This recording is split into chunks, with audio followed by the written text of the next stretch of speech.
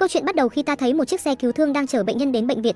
Người đàn ông nằm trên cáng đã chết giữa đường. Anh ta là một chàng trai trẻ đã ký vào đơn hiến tạng, tất cả nội tạng của anh sẽ được dùng để cứu người khác. Hai bác sĩ bắt đầu phẫu thuật để lấy nội tạng, nhưng da của người đàn ông đó lại cứng hơn cả da tê giác khiến việc mổ xẻ trở nên rất khó khăn. Khi họ vừa hoàn thành, một y tá bỗng hét lên và chạy ra ngoài. Khi các bác sĩ chạy vào phòng mổ, họ thấy thi thể bệnh nhân đang dần hóa thành tro bụi và biến mất hoàn toàn.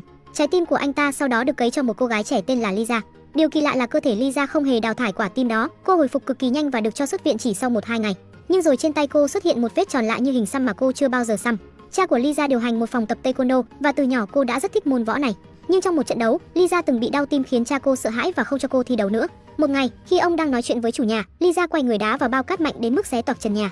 Cô chưa từng mạnh đến vậy ngay cả khi còn khỏe mạnh. Lisa muốn thử sức mạnh mới này nên cô ra đường chạy hết tốc lực lên dốc nhanh đến mức vượt qua cả một người đang đi xe máy. Cô cảm giác như mình có thể bay được, nhưng rồi đường dốc xuống khiến cô không dừng lại được và cô đâm mạnh vào một chiếc xe tải nhỏ đến mức làm lật cả xe. Sau ca ghép tim, Lisa đã trở nên phi thường mạnh mẽ. Ai đó đã quay lén cảnh cô và đăng lên mạng. Trong video còn thấy rõ tên cô trên bộ đồng phục taekwondo. Một chàng trai xem được video, đọc tên Lisa và địa chỉ phòng tập rồi lập tức đến đó. Anh ta lén chụp ảnh cô, nhưng Lisa nhanh như chớp chạy tới bắt gọn anh ta.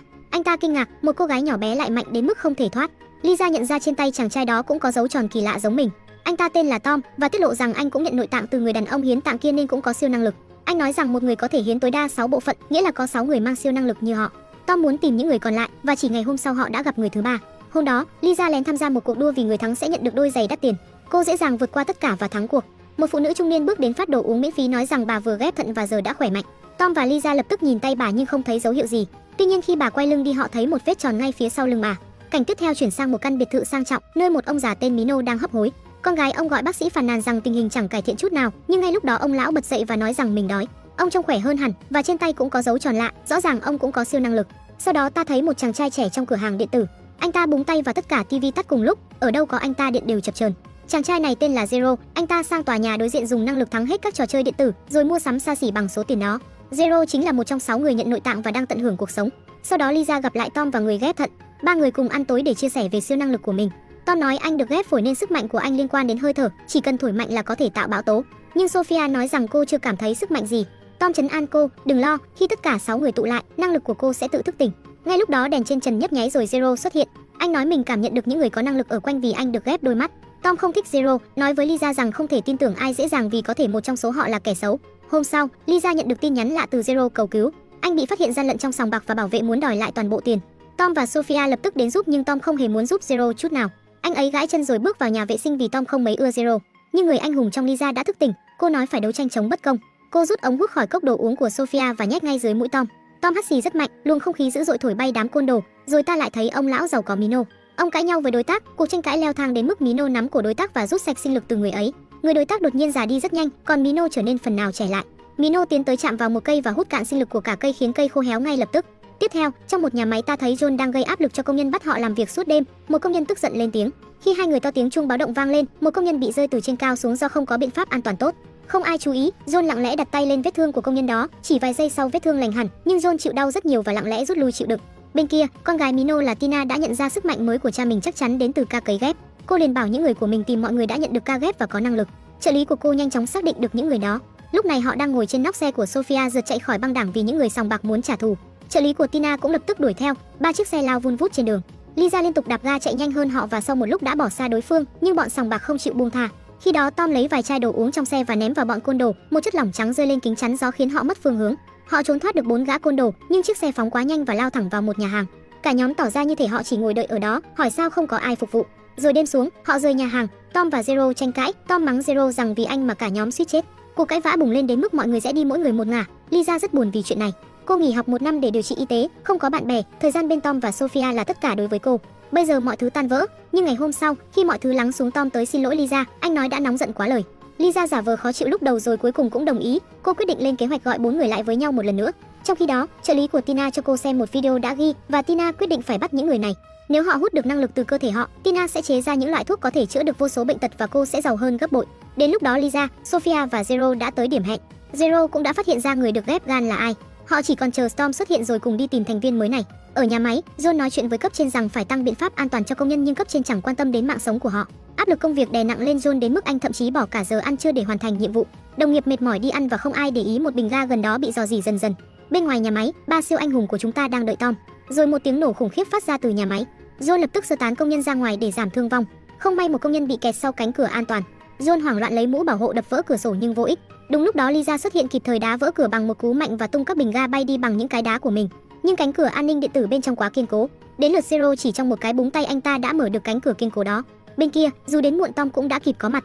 Khắp nơi tràn ngập khói, không thể thấy những người bị thương ở đâu. Lúc đó Zero lại búng tay lần nữa khiến tất cả điện thoại trong khu vực đổ chuông. Nhờ vậy Tom xác định được vị trí của mọi công nhân. Anh dễ dàng cứu họ vì với sức mạnh của lá phổi anh có thể nín thở rất lâu, hít sâu và lao vào trong khói dày đặc. Khi một công nhân bị thương được đưa ra, John lập tức dùng năng lực của mình để chữa lành cho anh ta. Nhưng điều đó khiến John đau đớn ho ra máu. Sophia hiểu ngay rằng khí độc đã xâm nhập vào phổi John. Cô bước tới nắm lấy tay John, rồi nắm luôn tay Tom. Cô có khả năng kết nối và truyền năng lượng giữa những người có siêu năng lực. Sức mạnh từ phổi Tom truyền sang John giúp anh hồi phục hoàn toàn, và Sophia cũng phát hiện ra sức mạnh thật sự của mình. Lúc này khí độc trong nhà máy đang lan ra nhanh chóng, nhóm lập kế hoạch rút lui ngay lập tức. Mọi người cùng chạy ra nhưng giữa chừng Sophia dừng lại, họ đã để quên Zero bên trong. Tom liền hít một hơi thật sâu rồi quay lại. Anh tìm thấy Zero và mọi người tưởng rằng Tom sẽ thổi bay khí độc ra ngoài, nhưng thay vào đó anh lại hô hấp nhân tạo cho Zero. Cảnh tượng trông khá kỳ lạ nhưng hiệu quả, Zero sống sót và cả hai ra ngoài an toàn. Sau đó 5 người cùng đến một nhà hàng gần đó để ăn. John kể rằng anh có năng lực cứu sống người khác, có thể hấp thụ nỗi đau của họ vào bản thân mình. Anh nói đau lắm, nhưng chỉ cần uống chút nước là ổn. Sau vụ giải cứu ở nhà máy, giữa họ hình thành một mối gắn kết đặc biệt. Ngày hôm sau, John đến bệnh viện thăm đồng nghiệp bị thương và tình cờ gặp lại chủ tịch công ty nơi anh làm việc. John chào ông nhưng vô tình để lộ dấu tròn trên tay. Mino bước lại gần chăm chú nhìn, đây là hình xăm à? John đáp không thưa ngài, tôi mới được ghép gan gần đây rồi tự nhiên xuất hiện dấu này. Mino hỏi thêm còn gì thay đổi trong người cậu không? John thấy khó nói về siêu năng lực nên chỉ đáp tôi thấy khỏe hơn trước thôi. Nghe vậy Mino lập tức lên một kế hoạch. Trước khi rời đi ông đã ghi nhớ tên và vị trí làm việc của John. Tối hôm đó, John nhận thêm việc làm tài xế và hành khách của anh chính là trợ lý của Tina. Khi tỉnh lại, John thấy mình nằm trong bệnh viện. Tina ra lệnh cho bác sĩ lấy gan của hắn ra, nhưng trước khi kịp mổ Mino xuất hiện. Ông hỏi bác sĩ nếu giữ lại một phần gan nó có thể tái sinh không? Bác sĩ gật đầu. Mino lập tức túm cổ John và cố hút sức mạnh của anh nhưng không được, có vẻ sức mạnh của ông đã suy yếu. Mino thử lại trên một bác sĩ gần đó và người đó lập tức già đi và chết ngay tại chỗ. Ông nhận ra năng lực của mình không có tác dụng với người có siêu năng lực. Mino nói cắt 90% gan của hắn ghép cho ta, để lại 10% để nó mọc lại trong người hắn. Khi chưa có gan, Tina ra lệnh bắt hết những người còn lại có siêu năng lực. Bên ngoài, Tom vừa bước ra khỏi cửa hàng thì bị nhóm vệ sĩ mặc vest áp sát vào tường. Họ định gây mê anh nhưng Tom không thở nên thuốc không tác dụng. Chúng liền cù lét để bắt anh thở và khi anh vừa hít vào chúng tiêm thuốc khiến anh bất tỉnh. Cùng lúc, Sophia và Zero cũng bị tấn công và nhanh chóng bị bắt. Cuối cùng Lisa bị phục kích ngay trước cửa nhà. Cha cô nói con cứ ngồi yên để cha xử lý, nhưng sư phụ giờ chỉ đủ sức dạy bọn trẻ 14 tuổi. Lisa âm thầm đánh gục từng tên côn đồ, nhưng khéo léo đến mức cha cô tưởng rằng chính ông đang chiến thắng. Ông tự hào vì nghĩ mình đã đánh bại chúng, còn Lisa khi ông quay lại nhìn đã ngồi trên ghế thảnh thơi như chưa có gì xảy ra. Lúc đó Lisa trông như đang ngồi yên nghỉ trên ghế băng. Khi bọn côn đồ bỏ chạy hết, cha cô vội chạy lại hỏi con có sao không. Lisa thì an toàn, nhưng những người khác thì đã bị bắt. Đám người của Tina đã giam giữ họ trong một nhà tù đặc biệt, nơi không ai có thể sử dụng sức mạnh của mình. Trong khi đó, sau ca cấy ghép gan lão Mino đã hồi phục hoàn toàn, sức lực tràn trề như thời trai trẻ, ông ta giờ còn trông trẻ hơn cả con gái mình. Thực ra trong lòng Tina vẫn luôn chờ ngày cha mình chết để có thể nắm quyền điều hành công ty. Nhưng khi nhìn thấy ông trở lại thời thanh xuân cô chợt nhận ra chắc mình còn chết trước ổng mất. Mino về nhà tắm rửa, rồi đứng trước gương ngắm cơ thể trẻ trung của mình nở nụ cười mãn nguyện. Bất chợt căn phòng tối sầm lại và ông ta nhận ra mình đang ở một nơi khác. Trước mặt ông là một thực thể kỳ lạ giang tay chờ đón. Mino bước tới định nắm lấy tay nó nhưng thực thể ấy kéo ông về phía mình. Khuôn mặt Mino khi thì trẻ, khi thì già trong chớp mắt, ông tức giận hất tay ra và nhận ra tất cả chỉ đang diễn ra trong đầu. Vết thương trên tay ông do kính vỡ gây ra bỗng lành lại ngay lập tức, dù vậy ông vẫn chưa thấy thỏa mãn. Giờ ông quyết tâm chiếm được tất cả các bộ phận của những người có siêu năng lực. Ông muốn có mọi sức mạnh để trở thành thần, để con người phải quỳ gối thờ phụng mình. Tina không thể làm gì trước sức mạnh mới của cha. Mino xông vào nhà tù do chính cô tạo ra đánh bại toàn bộ tay sai của cô. Không ai chống nổi ông ta, chẳng mấy chốc ông phát hiện ra nơi 3 người bị bắt đang bị giam giữ. Lúc ấy Zero đang cố búng ngón chân vì tay anh bị khóa chặt trong một thiết bị đặc biệt. Khi anh thành công, 2 nhân viên bước đến và trói anh lại để mang đi. Zero kịp thời búng ngón chân thêm lần nữa để gửi tin nhắn định vị cho Lisa, rồi anh lại búng thêm lần nữa mở cửa buồng giam của Sophia. Nhưng ngay sau đó bác sĩ tiêm thuốc khiến anh ngất xỉu. Trong khi đó, Lisa đang chuẩn bị kế hoạch giải cứu bạn. Khi cha cô biết chuyện ông nhất quyết đi theo, bởi sau trận chiến trước ông ta đã quá tự tin. Một bên khác, mắt của Zero đã bị lấy mất một giác mạc, nhưng may mắn anh tỉnh lại kịp thời nên giữ được mắt còn lại. Khi anh tỉnh, Mino không giết mà ném anh vào cùng buồng với John. Lúc ấy gan của John đang dần hồi phục, anh nắm tay Zero để chữa lành vết thương ở mắt cho bạn. Sau đó Mino tổ chức một sự kiện công khai nhằm phô diễn sức mạnh của mình. Ông ta mời những người bị bệnh nan y đến xem. Khi mọi người nhìn thấy ông xuất hiện trong thân hình trẻ trung, họ đều sững sờ.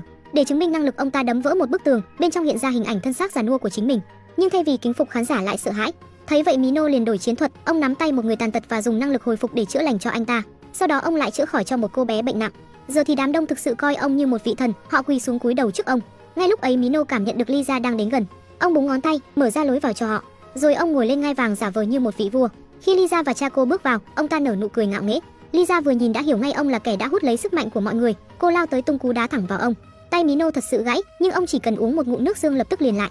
Đúng lúc đó Sophia và Tom cũng xuất hiện, nhóm bạn đã đoàn tụ. Mino giận dữ nói tốt lắm, cả đám đến cùng nhau cho tiện, giờ thì nộp hết nội tạng cho ta. Cha của Lisa vẫn đầy tự tin bước tới định ngăn ông ta, nhưng Mino vung tay hất ông bay xa. Lisa lao tới cứu cha né được đòn chí mạng để ông không bị thương nặng. Rồi trận chiến khốc liệt bắt đầu giữa Lisa và Mino, hai kẻ có siêu năng lực. Tiếng nổ vang lên liên tiếp, mặt đất rung chuyển, tường nhà đổ vỡ. Dù Lisa rất nhanh nhẹn nhưng cô chỉ có một năng lực, còn Mino sở hữu 3 nên chẳng mấy chốc cô bị đánh trọng thương. Tom và Sophia lao đến cứu. Tom hít sâu rồi thổi mạnh về phía Mino khiến hắn văng xa. Hành động ấy khiến Mino tức điên, ông chạm ngón tay vào trán Tom, Tom ngất lịm ngay tức thì. Rồi ông quay sang tóm lấy Sophia nhưng Sophia bắt đầu hút ngược lại sức mạnh của ông. Mino sững sờ không tin vào mắt mình, ông nhận ra rằng Sophia có khả năng truyền năng lực giữa người này sang người khác. Ông cười nham hiểm và nói tuyệt vời, nếu mày có thể chuyển sức mạnh thì hãy chuyển hết sức mạnh của bọn kia cho tao, như vậy tao chẳng cần phải cướp nội tạng nữa. Nhưng đúng lúc đó Zero và John xuất hiện, giờ đây cả 5 người đã cùng đứng đối diện Mino, trận chiến cuối cùng bắt đầu. Mino dồn toàn bộ năng lượng định tung ra một đòn để tiêu diệt tất cả cùng lúc. Lisa đứng ở tuyến đầu thổi một tiếng huýt gió ra hiệu cho Tom. Tom hiểu ngay, anh thổi một luồng gió cực mạnh về phía Lisa giúp cô tăng tốc phi thường. Nhờ đó Lisa lao lên tung một cú đấm đầy uy lực vào Mino. Tất cả đều dồn sức hỗ trợ cô, John truyền năng lượng hồi phục, Sophia nối các sức mạnh lại, Zero điều khiển điện xung quanh để tấn công hỗ trợ. Nhưng Mino quá mạnh, ông kiểm soát cả luồng điện trong không khí khiến tia sét đánh loạn xạ khắp nơi. Những cột trụ khổng lồ trong đại sảnh đổ sập, tượng vỡ nát, phần khung thép bên dưới lộ ra. Ở tầng dưới hàng trăm tín đồ vẫn đang cầu nguyện cho vị thần Mino không hề hay biết tòa nhà sắp sụp đổ. Mino bị thương liền hút lấy nước từ sàn nhà và chữa lành toàn bộ vết thương trong chớp mắt. Ông vung tay hất mọi người văng xa như những quả bóng rồi bóp cổ Lisa khiến máu trào ra từ miệng cô. Khi ông định vươn tay về phía Sophia, cả 5 người cùng hợp lực giữ chặt ông ta lại. Sophia nhanh chóng chuyển năng lực hồi phục từ Mino sang cho Lisa. Mino ngay lập tức mất hoàn toàn khả năng tự chữa lành, còn Lisa thì trở nên mạnh hơn gấp bội. Cô tung liên tiếp những cú đấm sấm sét đánh Mino tơi tả như một bao cát, chỉ trong chốc lát Mino ngã gục bất tỉnh. Nhưng tòa nhà bắt đầu sụp xuống, họ cùng nhau dùng hết sức để chống đỡ, ngăn phần mái rơi trúng đám người ở tầng dưới. Đúng lúc đó Mino vùng dậy lần cuối lao tới định cướp lại sức mạnh của họ. Nhưng cha của Lisa xoay người tung cú đá quyết định hất Mino văng xa. Ông và mọi người cùng hợp sức hút sạch năng lượng còn lại trong người ông. Chỉ trong vài giây Mino trở lại thân xác già nua yếu ớt. Ông ngồi thụp xuống ngai vàng của mình, thứ đã đưa ông lên cao để làm thần. Zero búng ngón tay một cái và ngai vàng sụp xuống, đưa Mino rơi xuống giữa đám tín đồ. Khi họ nhìn thấy vị thần của mình nay chỉ còn là một lão già kiệt quệ, sự thật hiện ra trần trụi. Tiếng hô thờ phụng im bặt, cuối cùng Mino mất hết tất cả. Câu chuyện kết thúc với một câu hỏi, nếu là bạn, bạn sẽ chọn sức mạnh của ai trong số họ?